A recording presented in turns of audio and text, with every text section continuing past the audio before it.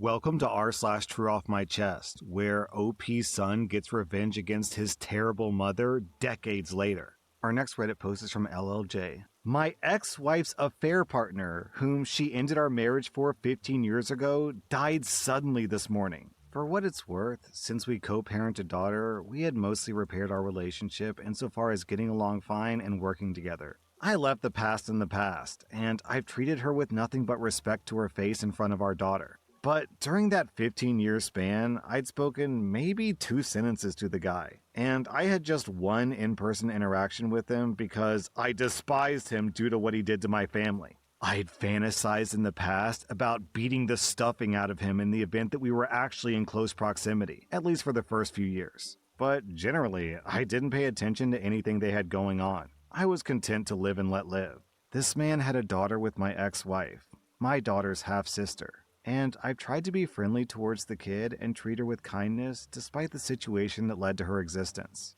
15 years ago, if you had told me that he had died suddenly, I would have thought that it was karmic justice. After getting the news today, though, I realized I just felt horrible for my ex-wife and for his daughter, who now has to grow up without a father. Despite my feelings towards the guy, I would have never wished this on him, nor the fallout that is now going to be experienced by my ex-wife. I told her that if she needed my help with anything, to let me know. I told my daughter to give her mom a hug and her sister a hug if they need one. Feelings are complicated, and they're not always as black and white as you might imagine they'd be. My life was turned upside down 15 years ago due to the actions of this man and my ex-wife. Now, 15 years later, he's dead, and my ex-wife's life is turning upside down. And I feel sad for her and her other daughter. It's a surreal feeling to be in a position where you feel the need to comfort the person who cheated on you because the person she cheated with died. I don't know what I need posting this, but I surprised myself today with my own feelings and my reaction towards the situation. You know, I read a lot of stories about revenge, and they say the best revenge is a life well lived, and I think that's what we're seeing here. OP didn't spend 15 years becoming bitter and hateful and mean. He spent those 15 years becoming a better person. So I guess the real revenge is that OP's wife missed out on what seems to be a great guy. Our next Reddit post is from Top Asparagus. I'm a 17-year-old girl, and my boyfriend is 23. We've been going strong for 3 months. We met at my high school prom last year. He was DJing for the event hired by the school. I went to request a song, we started talking, and he was really charming. He didn't really seem that into the gig, almost staring off into space. But as soon as he saw me, he seemed like he was in a better mood. So we hit it off and started talking more, and the talking phase kinda lasted a while before he finally asked me out. I've always really respected his behavior, and he's been a really nice guy, always opening doors for me, offering to drive me places, that kind of thing. Recently, he introduced me to his 24-year-old friend who I don't know much about, but the two of them hang out all the time. He and his friend have this running joke where one person says something kind of inappropriate and the other one adds to it, like, "Oh yeah, well, I'm gonna," and then they just keep one-upping each other. It's kinda weird. And I usually don't like where the joke ends up, and I end up feeling pretty uncomfortable by the end. I've sort of started ignoring it because everything else about him is great. After he introduced me to his friend, he's been acting more passionate. He wants to take things further than just hand-holding and stuff. But I've been trying to pump the brakes because I'm a minor. And I don't feel really okay with doing anything like that, especially with how protective my parents are. They do not know that we're dating right now. It's been a back and forth thing where we hang out, he tries to hint that he wants to get intimate, I decline, and then he complains. It wasn't that bad at first, but now it's almost constant, and he makes me feel bad for rejecting him. Then, last night, he and I were texting, and there was a long pause in the conversation where I assumed that he was doing something else. Then, out of nowhere, I get a text that says, "Oh yeah, well I'm gonna R-word that B-word," and then OP's name. My heart stopped, and I instantly felt totally sick to my stomach. I didn't even have the strength to respond at that point. I just kinda cried myself to sleep, and I really don't know what to do now. I can't tell my parents, but I'm fearing for my life right now. I haven't sent him anything since that text message. He tried calling me a bunch all throughout the night, but my phone was on silent. I don't know what to do now. I'm just so in shock and afraid right now. This is the worst thing anyone has ever said to me. I wish there was something I could do. Well, OP, I know you're scared, but the simple solution is to just break up with him. The guy's a sleazebag who takes jobs so he can pick up high school girls. Our next Reddit post is from On Queen Bay's internet. I'm a 30-year-old woman, and I got engaged in March of this year to Eric, who's 31. I've been dating him for the past 3 years. Dating him was heavenly bliss, until I introduced him to my family. We went home to meet my family because it was important to him to get their blessing. I didn't care either way, but I did it to make him happy. Everyone was welcoming of him and seemed genuinely happy for us. Before the trip was over, my oldest brother suggested a sibling/partners camping trip in a cabin up north to bond and get to know my fiance away from our parents. I was reluctant because I typically didn't spend that much time back home, but eventually I agreed. The trip was going well, so I let my guard down and decided to enjoy being in the mountains with my siblings. However, the day before the trip was over, everything changed. My sister and her husband were on their 17th argument of the day, and it was only 11 a.m. Her husband stormed out, and she stayed there just crying. I don't do well with other people's emotions, so I suggested a hike to clear everyone's heads. My fiance suggested that just the siblings go on the hike so that my sister could talk freely if she needed to. I asked if he was sure, and he said that he'd just check some emails while we were out. Early on the hike, my sister said that she just wanted to go home. I offered to walk her back, but she said that she wanted to clear her mind. We continued our hike and she went back to the cabin. After the hike, my brother and his wife wanted to explore, but I just wanted to shower, so I headed back to the cabin. My sister's car was still outside, even though it was a couple of hours later in the day.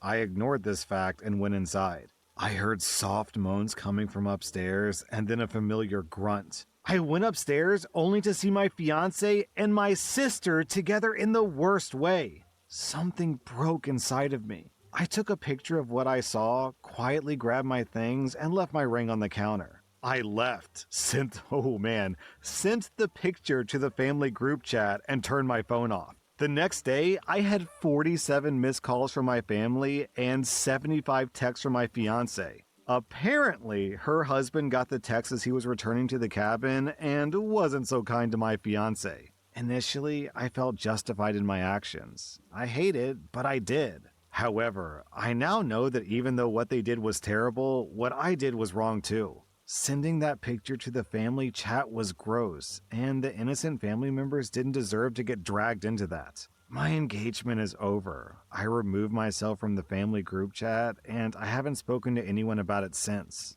These last few months have just felt so empty. I just want to move past this, but I don't know how. You know, OP, I actually think that you were justified in sending out that picture, especially considering the complicated emotions you had to be feeling then, so if I were you, don't beat yourself up about the photo. And on the bright side, hey, at least you found out that he was a cheater before you married him. Our next Reddit post is from 95 Just a Girl. About 7 years ago, my ex-husband and I had a decent marriage. It wasn't perfect, but marriage rarely is. Our kids were well behaved, we both worked, and we had our kids in activities outside of school to keep them healthy and active. We had one road bump where our love life died off for about a year, but we talked about it and took an adult-only vacation, which sparked that back too. A few years prior, my sister had moved about 6 hours away from the family. She uprooted her kids because she needed a change after her divorce. The problem was that she basically began to act like a teenager again, staying out all night partying and drinking. And she made her oldest child care for her youngest two, as well as the kids of her other friends too. When summer vacation rolled around, my mom asked me to go pick up my nieces and nephews for a month-long visit. We arranged for the oldest to stay with me and the younger two to stay with my mother so the oldest would finally get a break. When I arrived to pick them up, my sister told me that her oldest didn't want to come, but she was forcing her to. For the first 2 weeks, my niece cried every day. I finally approached her and told her I was sorry that she didn't want to be here. But she just cried harder and told me that she wasn't crying because she didn't want to be here, she was crying because she didn't want to go home.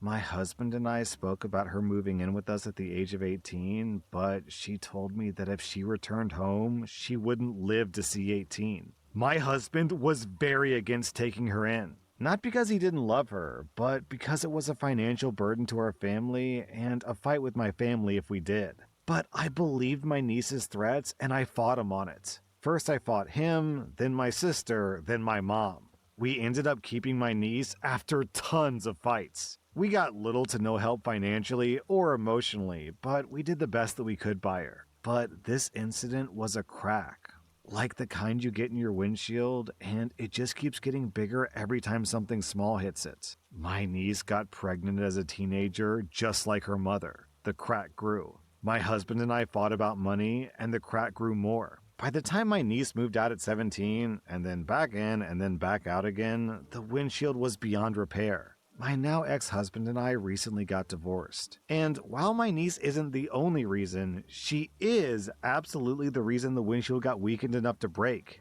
Now she's 21 and she treats me like I'm disposable. She only calls me when she wants something and often ignores my calls and texts. She told me she thought that I had the perfect family and that she regretted moving in with us because she was wrong. Never once did she think that she is what changed the dynamic so much. To say that it hurts my feelings is an understatement. My ex-husband and I are building a relationship again, and I'm thankful for him. My birthday just passed, and not one member of my family acknowledged it, outside of my kids. But my ex-husband and his stepmom both did, and I'm very grateful for them. It's hard when you hear that blood is thicker than water over and over, only to realize that blood families sometimes is unhealthy for you. But I'm learning. OP, I'm not sure if I really agree with you here. I don't think your niece is the reason that you got divorced at all. I mean, sure, she contributed, but based on this story, it sounds like you're the reason you got a divorce. Your husband clearly didn't want something and you steamrolled him anyways, and now you're dealing with the consequences. Now, I'm not saying that what you did was wrong necessarily because you potentially saved your niece's life. I'm just saying actions have consequences. Our next Reddit post is from Automatic Bend. I very truly cannot stand my daughter. Don't get me wrong, I love her. She's my flesh and blood. I just can't stand being around her. She's trashy. She posts political opinions on Facebook. She buys those, "My wife is born in December and is crazy. Don't mess with her or you'll find my body" shirts for her boyfriend. She doesn't care if she looks bad or stinks in public. I'm not saying you have to be dressed to the nines to go to the grocery store, or even that you shouldn't wear pajamas. I mean, she shows visible stains and greasy hair to go out to eat or clothes shopping. She claims that she's country or redneck, but we raised her in a small town, but not a rural one. It's not that that really makes a difference or that rural living is bad, it's just she's not country or redneck. I went to visit her the other week. She lives in the next state over. Her house is filthy and doesn't look nice. She has the money to live a nice life, but she just chooses to live in squalor. This is not the girl that I raised, and me and my husband can't stand being around her, and it breaks my heart. She's just not pleasant to talk to anymore. I'm sure some of you will ask if she's doing okay mentally. I've asked, and she says yes. She's not showing signs of depression from what I've seen. She's declined any help to clean up her home. She says that she likes it how it is. When she visits us, she shows no respect for our space. Dirty dishes left about, her things strewn everywhere. She eats everything from our pantry. I'm not one to turn down food for my kids, even though they're grown-ups, but if you're visiting for a few days, I shouldn't have to spend $200 just on food for you. That food was for all of our kids who visited, not just her. I don't know how she became this way. Her husband was redneck, but not trashy and disrespectful like this when we met. They've both just given up, and I'm not sure why. I wish I could like my daughter, but I can't. I don't want to invite her over for the holidays. She smells like cigarettes and body odor. Well, OP, that sounds like a very methed up situation, if you catch my drift. Our next Reddit post is from OK Grape. Several weeks ago, I glued on a fake mustache as part of a Halloween costume. My roommate tricked me into using this super heavy-duty glue. The next day, I wasn't able to get it off. I was majorly pissed, but there wasn't anything I could do. I had a job interview, and I had to show up with this fake mustache. I'd rehearsed this stupid line of how I like to make people laugh, and this is how I like to test how healthy an office culture was. Well, the interviewer, my new boss, didn't realize that my mustache was fake. In fact, he had a mustache in the exact same style as my fake one. The interview went well, and he ended it with some comment about how great my mustache looked. This is probably stupid, but I decided to wear the fake mustache to my first day of work today so I wouldn't disappoint my new boss. He made another comment today about how much he liked my mustache. Now I feel like I have to keep wearing this thing. Alright, down in the comments, people are cracking up, but we have this comment from Robbie Treehorn, which is just genius. Lol, just take it off and say that you shaved because the girl that you're seeing now likes kissing you better without it. He'll say, you should find a new girl, and you'll say, I know, right? You'll both laugh and you can move on with your life. Next time he asks you about the girl, say, it didn't work out, and he'll say, I told you so, and you'll both laugh again. So stop wearing a fake mustache before it gets weird. Honestly, this is probably the single best piece of advice I have ever seen in a Reddit post anywhere. Because not only is it really practical and smart, but I feel like this person predicted the conversation exactly. Anyways, this is this is a super funny story, and it sounds like something that's straight out of a sitcom. That was r/Drew Off My Chest, and if you like this content, check out my podcast where I publish the exact same episodes. Also, hit that subscribe button because I put out new Reddit videos every single day.